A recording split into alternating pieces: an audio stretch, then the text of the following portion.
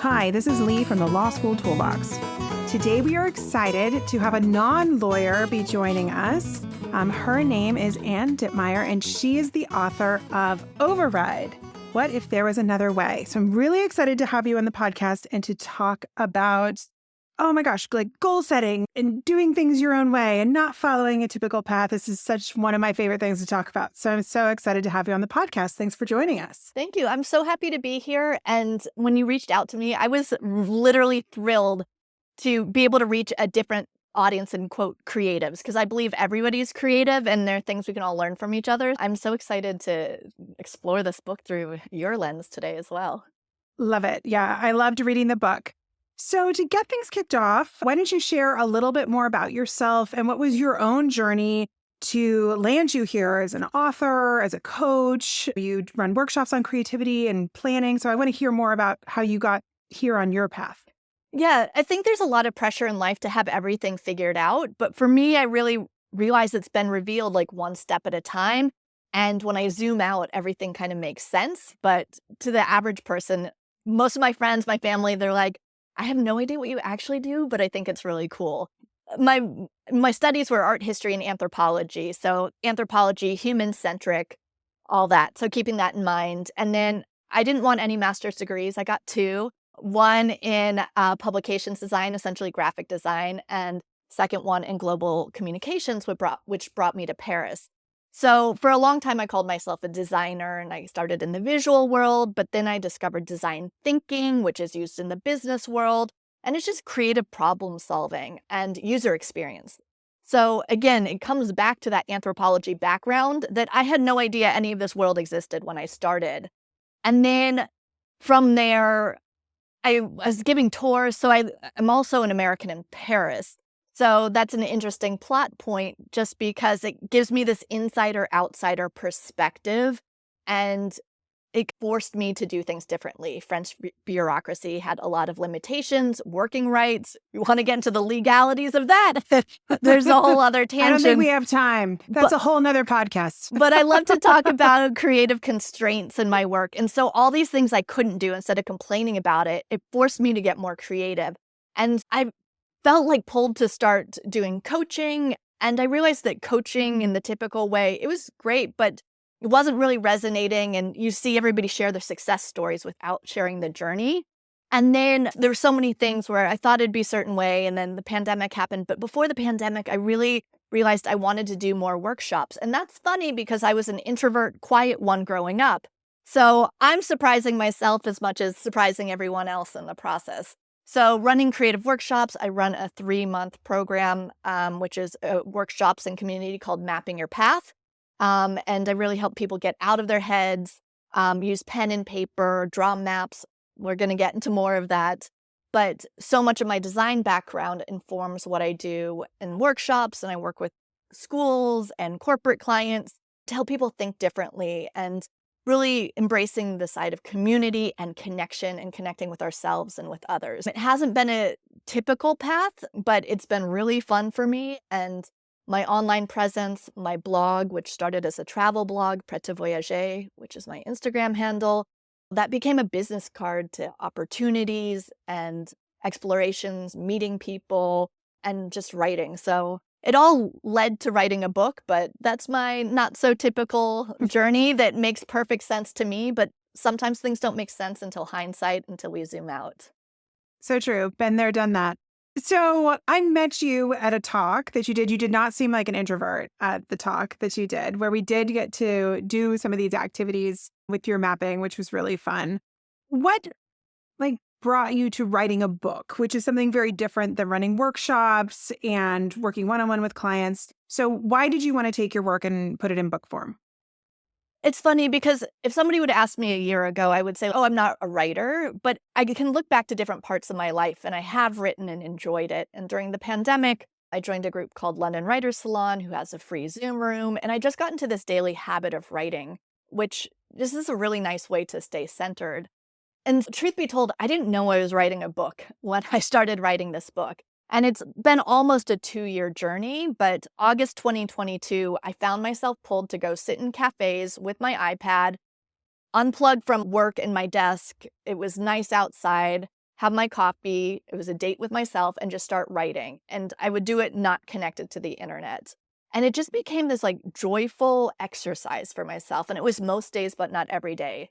And a lot of this has started with a conversation with a friend. And then I noticed in my Mapping Your Path community and with friends and with strangers, I was having these conversations that very much resonated with me. And there's this whole unfolding of, wait, you think this too? Like, why is it like this? Why haven't we questioned it?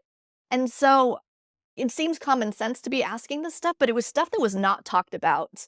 And how our schooling shaped us, society, a lot got unlocked during the pandemic, not just in the health standard, but societal, social justice. A wake-up call for me who felt very like well-educated, school, got all the degrees, diplomas, and on paper, great, but it's, whoa, let's talk about this, but also our own personal journeys and things not looking like we think. I didn't know I was writing the book. I didn't tell anybody online that I was writing the book until it launched. So it became this like personal thing, which was great because I didn't have the outside influences shaping me or forming me, which is a topic in the book where it's like how sometimes just a random comment from a stranger can take us off course or feel like we're doing something wrong. But it really got to be this thing I got to enjoy. I would tell friends from time to time in person, but then I didn't want the pressure of having to keep going at a certain rate. So it just got to be this little thing that I got to see, like, what happens if I do this? And it's been a really joyful, delightful process. And I also learned that I love learning in the process because publishing and self-publishing, which I did by choice, is a whole learning curve. So Oh, it's its own business, own everything. yeah. But I did Yeah. all of this too because it builds on all the work I've done to this point. So it was a natural unfolding. And I feel like I have more books in me now, but there's a whole journey as a writer and believing in yourself and anything we do to believe that we're capable and see what happens and work through some of those blocks and keep going and get through those sticking points. Yeah, I think that's awesome. So I read the book, and here's what I found special about the book and why I wanted you to come talk to the podcast about this. Is it's like a guided intellectual exercise. I'm a big fan of those. I really like doing that. And I was thinking about where in life this kind of guided intellectual exercise would be helpful. I am not, well, every now and then we're all at different points where we're making choices. I'm not at a pivotal choice-making moment in my life. I've made a lot of my big choices and I'm happy with them mostly.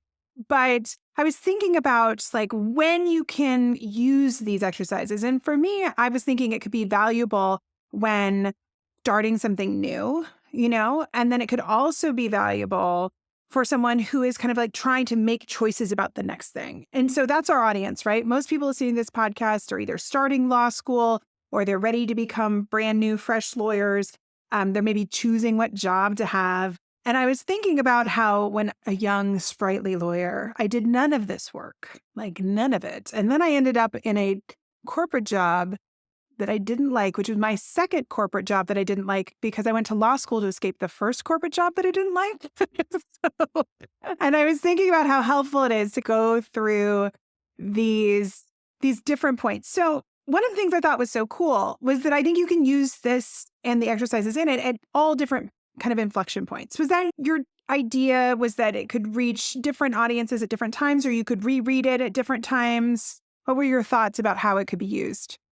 Yeah, I had a lot of ideas based on my own experiences. And as you can see from my background, I have a ton of books and I've read a lot and kind of critiqued them and it's what I wished and didn't. But I also can tell that the book, now that it's been out in the world, it's going even further than I could have imagined. But one thing I knew is I wanted a book that was pocket size, it was lightweight, easy to travel with, that people could write in, that wasn't some precious object.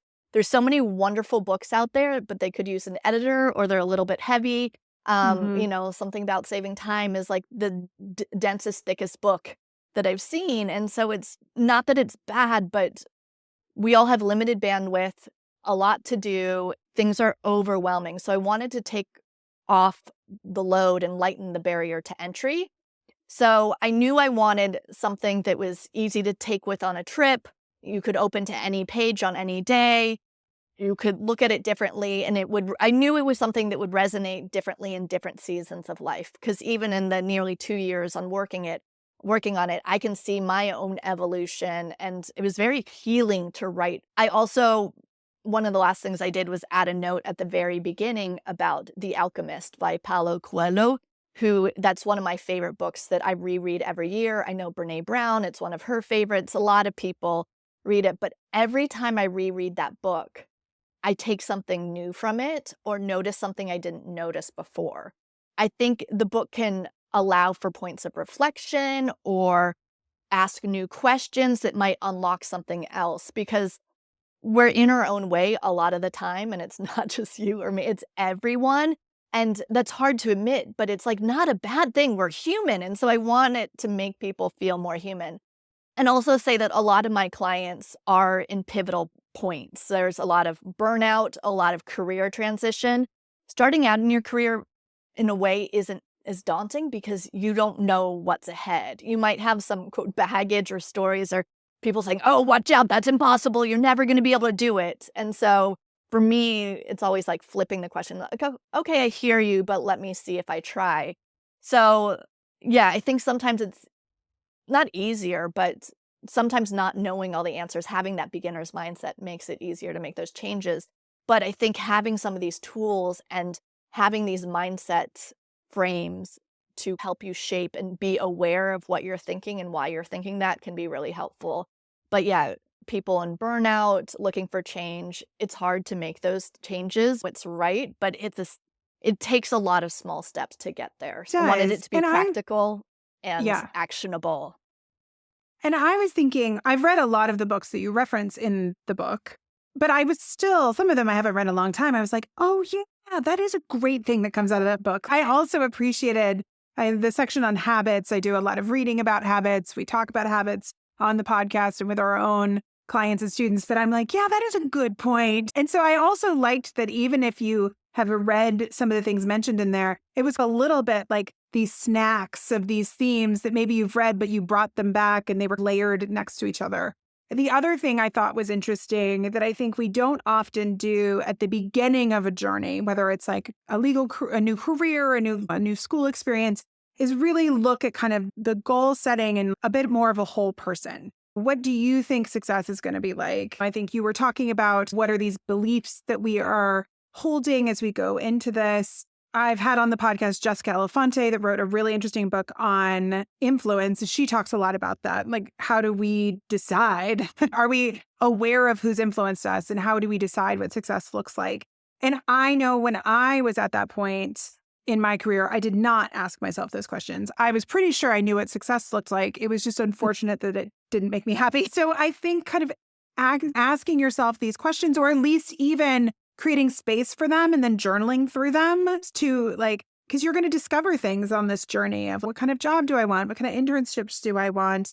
And how am I going to be excellent? How am I going to invest in myself? And most law students are spending fortunes going to law school. What do you want out of it? What do you want? And I really liked the fact that I felt like the book could call these questions up for you, and that different points in your journey of starting something new, you could really just find that authentic voice, which I think is so important. I also liked that you were talking about the whole person. You talk about grief. You talk about lots of other things that come up in life that we think sometimes aren't really linked to some of our professional choices, but they totally are because we're all whole people. So I really liked that there was a bit broader of a discussion of the things that you should be thinking about when you think about what you want your life to look like, not just typical measurements of success. Yeah, All right, I love hearing what resonates with people too. Yeah, I know. It's fun because of course, and I'm sure if I read it in a year, I'd probably something else would resonate for me too. I really liked part 3. So if we can we talk about part 3? So, well, first, let's let everybody understand kind of how the book is organized. So you can give us a little bit of an overview of how you organize the book so that people can work through it. Do they always start from the beginning to the end? Can you go into different parts of the book? Yeah, I think it's a nice idea to just read through front to back. And it can be a really quick read. Like one of my beta readers read it in 2 hours. But it's also, I find a lot of people are telling me they want to slow down and savor it. At the same time, you can jump to any page, flip to any page on any given day, and you might need that reminder or an opportunity to reflect on what resonates with you that day. But overall, there are 3 parts, which I feel are how I envision override. So the first part is acknowledging and naming what's going on. So some of it's our privilege, our bias, our upbringing, our schooling. If you grew up in an urban environment or rural or different countries or parents from different places. So there's so many different things that shape us, and I have people draw mind maps and think about that.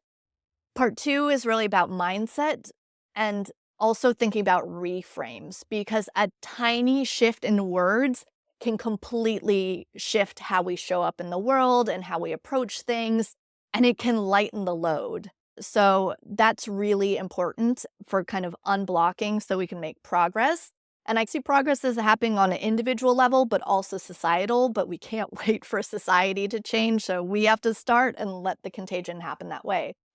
And then part 3 is about strategies for action. So again, making the choice of how we show up in the world.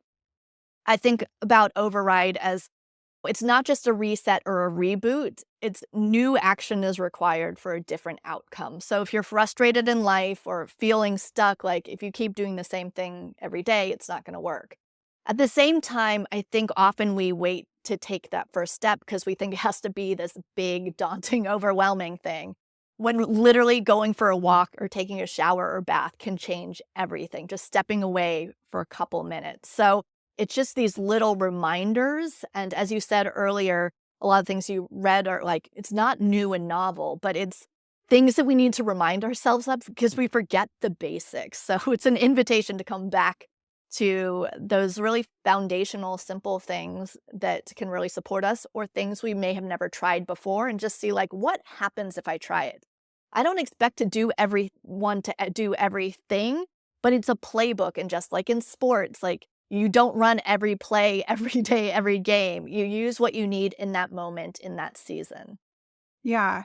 And I'm so action oriented as a person. So it's not, I did read the whole thing, but of course I'm like, let me dig into the action part because that's just what gets me going. But what I liked about it is there was that overriding theme of like, give yourself a beat, give yourself some space, give yourself an opportunity for reflection. And I think that is something that when we get very busy, and I think all of our listeners on this podcast are incredibly busy and probably feeling overwhelmed by their busyness, it is our inclination to not stop, not just to not rest, but to not stop. And I really felt like in your action section that there was this idea of let's take some space to journal, take some space for gratitude, take some space for grief if that's going on with you, take some space to work on your habits, take little steps, right? It's just to really step back. And I think that is such an important thing to do, that all of us high functioning people,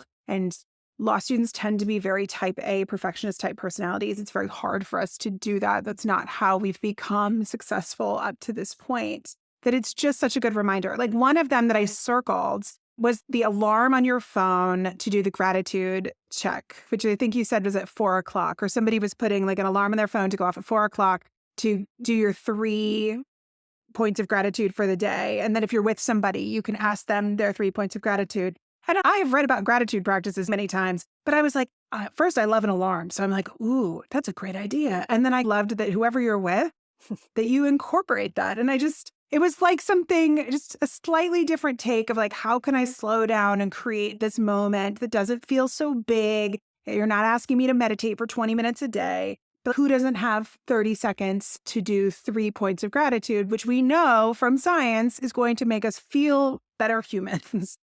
Yeah, I absolutely love it, that. And it's something I learned from somebody in my community, Ashley, and she does this, and I've done it with like clients. We happened to record a podcast like in person, and I stopped and they loved it. I've done it with a 6-year-old who was like, can we keep doing it?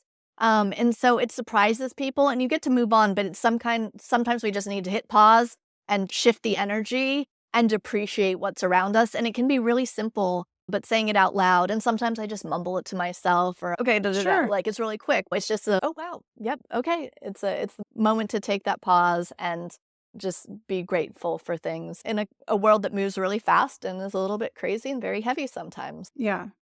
And I think what I liked about kind of the pocket nature of the book is for our audience who doesn't have a lot of extra time. Like, this is definitely something that, like you said, could be read over a quick vacation or long weekend, and then you can revisit it in these bite-sized chunks. Because sometimes I think when you do self-reflection type work or goal setting, it can feel very overwhelming. And many books and resources on that are very overwhelming. You feel like you're taking on a course or you're doing like, who has the time? But I did feel that your suggestions in here, of course, you could invest a significant amount of time. You have whole workshops and courses that folks work with you over long periods of time on some of these themes.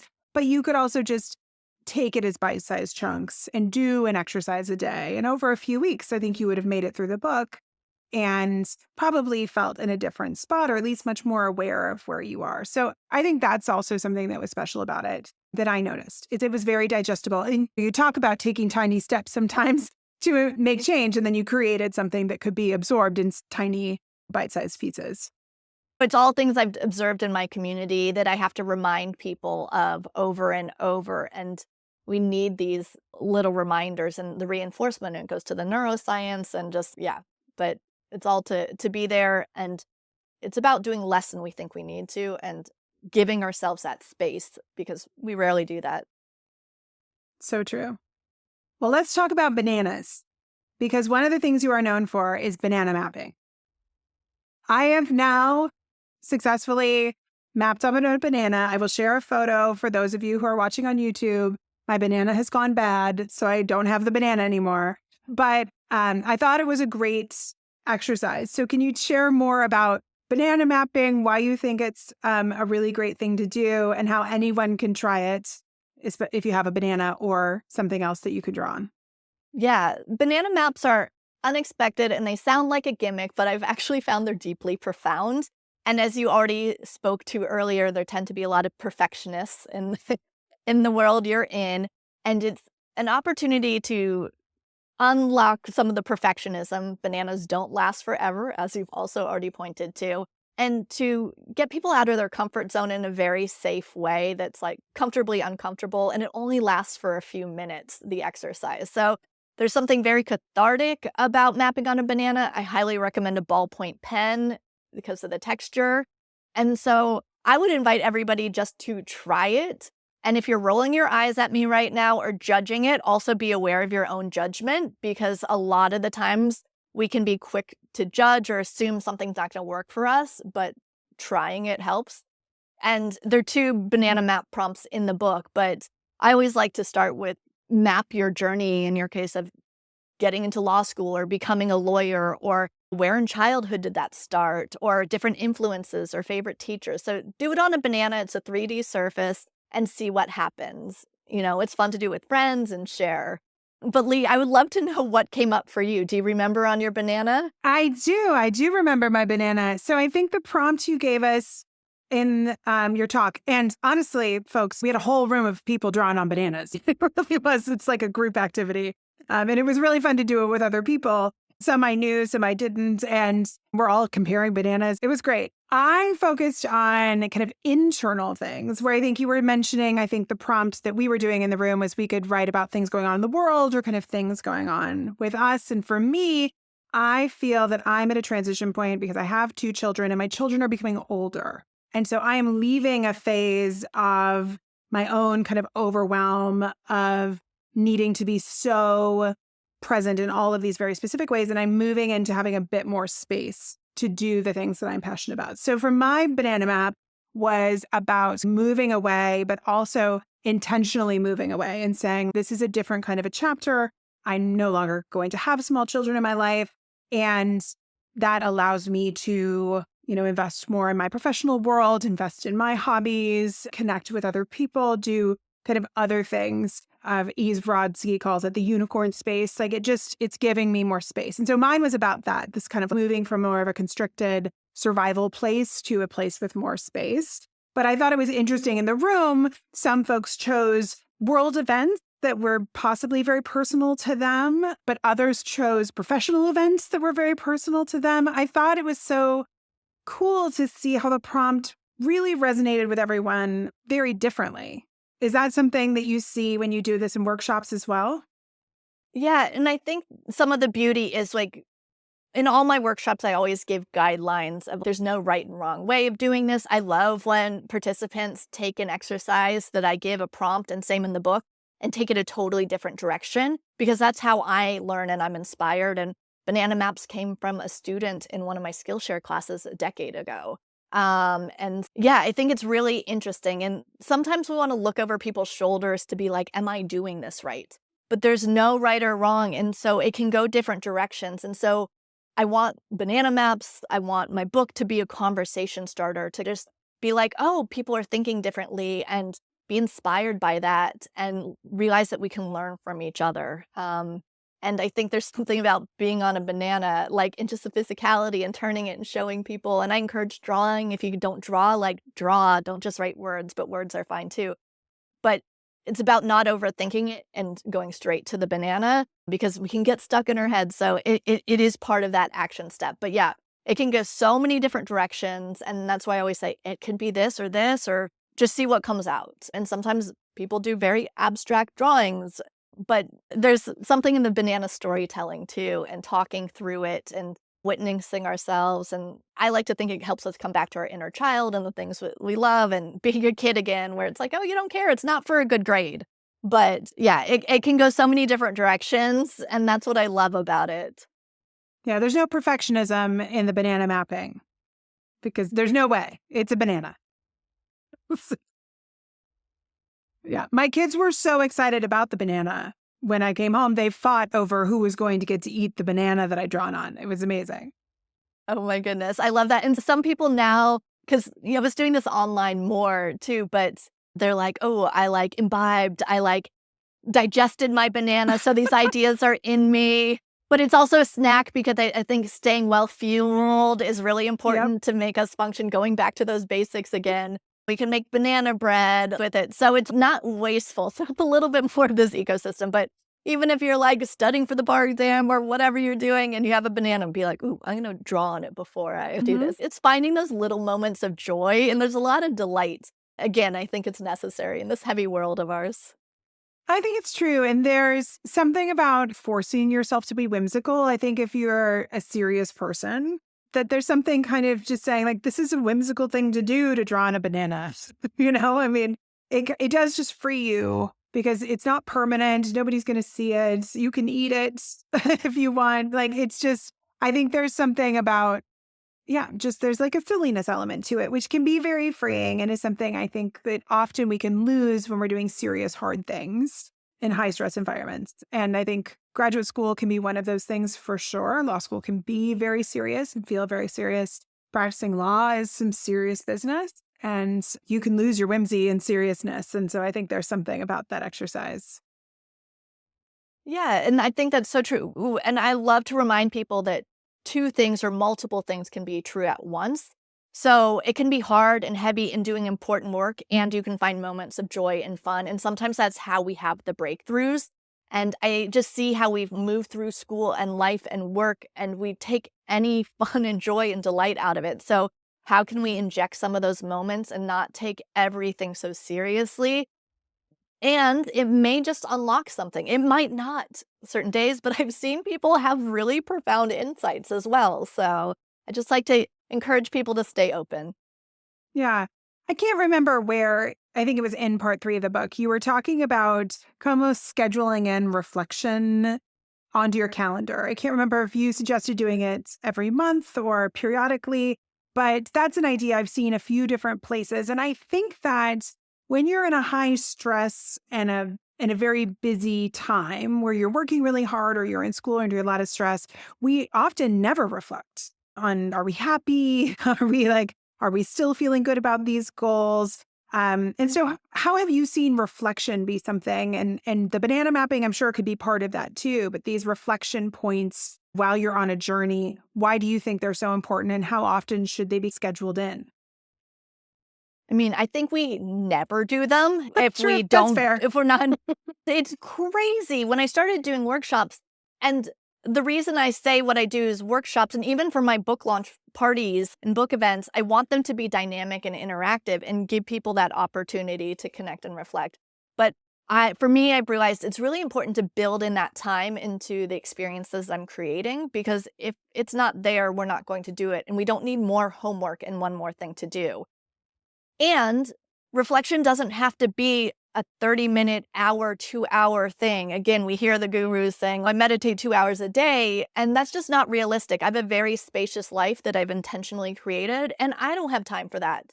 I use like the Zoom chat in my online workshops, or journaling, and I give a couple prompts, the prompts throughout the book. And some people can do audio notes and they're walking, or just sometimes when I'm leaving a Marco Polo or a voice note for a friend, that's almost a form of reflection and journaling.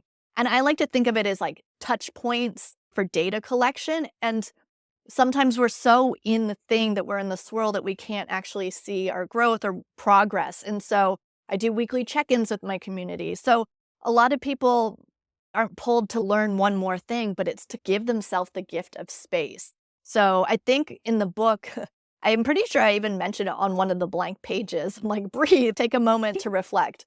So you don't have to do it like, I think we can also be so regimented, and I'm going to venture to guess that lawyers are like, okay, this is what I do. I have to do this. I have to do this. And I have a lot of lawyer friends, so all my friends from college. So Fine. love them all. But it's more the system and society and why does it move like this? So how can you be the disruptor by being like, okay, I'm going to take 2 minutes to journal, or start a meeting? Like, what if a senior partner is like, okay, we're going to take 2 minutes to journal and reflect, turn to your partner, like sitting next to you, and what is one thing you want to celebrate or an insight from the day? But it can be micro moments. I talk about habits in the book too, something I do in my community, where it's like, what is a 2-minute habit you can practice every day? Like, start small, because then you can kind of continue, instead of like, I'm going to do 15 minutes of journaling and then 2 hours. It doesn't have to be all the big things. It's the small pieces. And I say the same things over and over in my community space and in my workshops, and it feels redundant, but we need these reminders. And yeah, it sounds so obvious, but we forget the essentials. We do. And I think modern life really trains us that way. I mean, the other day, I was out somewhere on a walk and I didn't have my headphones with me. And I was on a long walk without any entertainment. Then you realize how little we walk with no entertainment, and how that was like a really spacious thing. Made me think maybe I should be doing that more often. Or I was recently traveling and doing a long train ride, and I read a whole book on the train ride. And I can't remember the last time I sat and read. It wasn't that thought-provoking. It was a beach read type book, but it was still just in a different world, reading, not on a screen, not having all this sensory stuff coming in. And then I realized that felt very different, because that's usually not how we take breaks in this modern world. It's usually a lot more information or noise or something coming in. And it's just a good reminder that I think in this life of devices that we live in, that you just have to be intentional to get moments. They don't even have to be complete silence, but of just more silence. And then you're amazed at what pops into your brain, or how refreshed you might feel on a silent walk for 15 minutes. Because we are about optimizing and productivity, and you can look at who are some of those voices and the privilege they have in saying that.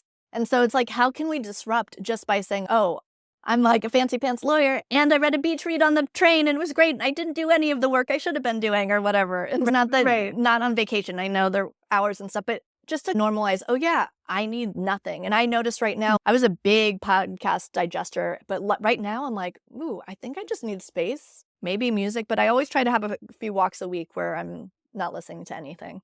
Yeah. And so I think when we think about doing some of this personal work or giving us space for reflection, when you think about those little steps, like a walk with no headphones can be all you're asking of yourself, which I think almost anyone has the space to do, because we do so often plug ourselves in and just prevent ourselves from sitting in any sort of quiet, even if it's for 10 minutes. So I think that these little things can be so critical.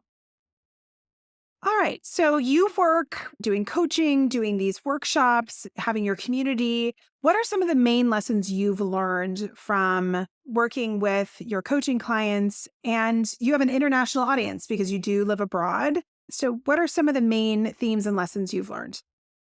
Building on what you were just saying, something that I find that like to normalize, encourage people to recognize, which all these things were things nobody ever taught me or taught in school. So I've learned everything the hard way and like to share. But it's like learning to sit with the discomfort. And I like to call it dancing with the discomfort. And so realize that when you're doing something new or different, like it's not always going to flow. We're trying to get to the flow, but it's a practice over time. In the book, there's a picture of a lobster that I drew, and there's a video a friend had told me about. It's about shedding your skin and getting bigger. And it's a process over time. Realize that not everything is going to be like smooth, but the growth is part of, discomfort's part of the growth. And it's not a bad thing. And sometimes people can get scared or want to stop, but can you keep going? And then it feels so rewarding when you get to that other side. Yeah. Um, Another one is to start before you're ready. Sometimes I see people feeling like they have to have everything figured out. I have to have the plan. I'm going to do this. I'm going to do that. I'm going to go to school and then get this and I can get this. And then if something doesn't work out as you have perfectly planned it, it can be jarring. I just start before you're ready. And for you all, it might be your law world might be like pretty well planned just by the path that you need to take to get to the workplace and everything. But it's like start journaling before you want, or start knitting, or start like T-ball or whatever it is, like something on the side. So don't wait for the perfect moment and try to just find those different moments. And then I think the third one, and this is all things that like 5 years ago me never would have said, but is to like listen to your body. It's this incredible barometer of like, okay, when are things getting really tense? What is triggering to me? Okay, what is that helping to tell me? It's not a failure on your part. It's just it's information. Burnout like doesn't have to get so extreme before we take action. So that's where those little action steps in part 3 come in handy. And so and also like you get to use your intuition with your body, where it's like something's really not feeling right. It's like, okay, start paying attention to it. But it also might be like a little bit of like a ping of intuition of like, oh, let me go look at that court case from da da da. Like this makes no Mhm. sense. Why should I go there? So sometimes they're like little clues. I'm very surprised in my work. I'm like, look for the magical moments because we get so bogged down, but sometimes taking that journey and really savoring the journey rather than the end point is really the joy in it all. And we can pleasantly be surprised along the way. I think that's true. I am also a big fan of, when it works out, like saying yes, like putting yourself in different situations. Maybe they're a tiny bit uncomfortable at times, but you never know what may come from situations. So my business partner and I met, oh my gosh, now it's like 13, 14 years ago, is a long time, on Twitter. And then we had coffee. And then we became friends, and then we started a company together. And if I hadn't gone to coffee with this random person that I met on Twitter, I could have never had this great professional life, and we would never have built this brand and collaborated. And I really think that sometimes, especially if you are an introvert, you can say, oh, I don't know if I want to meet that person, or I don't know. What if they don't say yes? Or I'm going to ask somebody random to be on my podcast and they might say no. And sometimes they do, but I've had people say yes that I didn't think would say yes. So sometimes you just put yourself out there. And I think that practice also allows you to have a little fun, but it's something you have to try. If you want to make professional connections and you meet somebody, you can just say, do you have time for a coffee, or could I contact you for coffee or a Zoom coffee? And I think most of the time people will say yes, but we have to be willing to just do that tiny thing, which is to ask them to do it. You never know how it's going to unfold.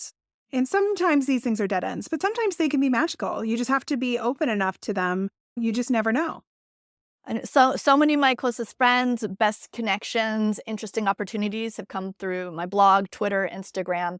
And sometimes it's about you putting stuff into the world that inspires you. For me, it's like sharing that I love swimming pools. I was invited a decade ago to be in a book about the joy of swimming. And you never know what it's going to lead to. So like don't reach out. I'm going to reach out this strategically to do this.